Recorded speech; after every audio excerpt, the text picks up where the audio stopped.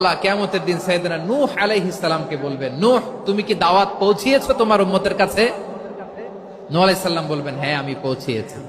এবার নূহের উম্মতকে আল্লাহ জিজ্ঞেস করবেন, এ নূহের উম্মতেরা, তোমাদের নবী নূহ কি দাওয়াত পৌঁছিয়েছে? নূহের উম্মত বলবে, না আল্লাহ, আমাদের কাছে কোনো সতর্ককারী আসে নাই, কোনো নবী টবি আসে নাই, কোনো দাওয়াতও আমরা পাই নাই, আপনারাও চিনি নাই, জান্নাতও চিনি নাই, জাহান্নামও চিনি নাই।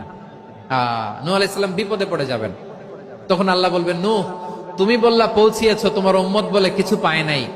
নূহ তোমার কি কোনো সাক্ষী আছে? তোমার কথা আর তোমার উম্মতের কথা তো মিলে না। তুমি বললা তুমি আমার নির্দেশনা দাওয়াত পৌঁছে দিয়েছো, কিন্তু তোমার উম্মত বলে পায় নাই। নূহ তোমার পক্ষে কোনো সাক্ষী আছে? নূহ আলাইহিস সালাম বলবেন, আছে। কে? উম্মতে মুহাম্মাদী। তখন আমরা বলবো, আল্লাহ, আল্লাহর নবী নূহ আলাইহিস সালাম তিনি আপনি যা যা বলেছেন ঠিক তা তা তার উম্মতের কাছে পৌঁছে দিয়েছে। এবার নূহের উম্মতের সাথে আমাদের ঝগড়া লাগবে। তারা বলবে, তোমরা আসছো আমাদের হাজার হাজার বছর পরে, তোমরা কি করে জানলা? তোমাদের সাক্ষী ধর্তব্য হবে না?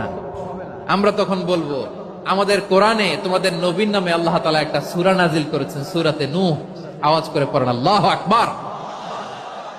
আমরা বলবো, আমাদের কোরআনে তোমাদের নবীর কথা আল্লাহ আমাদেরকে জানিয়েছেন, দিন রাত এক করে তোমাদের কাছে তিনি দাওয়াত পৌঁছেছেন। তোমরা কানের মধ্যে হাত দিয়ে রাখতা, চেহারাটা কাপড় দিয়ে ঢেকে রাখতা, আল্লাহর নবী নূহকে পিটিয়ে ছালা দিয়ে পেঁচিয়ে তোমরা পাহাড়ে তুলে রেখে আসতা। সব আমরা জানি। আমরা যখন বলবো এই কথা, নূহের উম্মত চুপসে যাবে।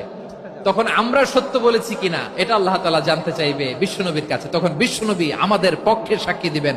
আওয়াজ করে বলেন আল্লাহু আকবার।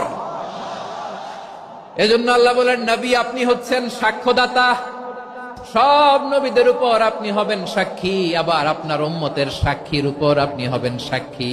তার মানে নবী গো, কিয়ামতের কঠিন ময়দানে আপনি হবেন রাজ সাক্ষী।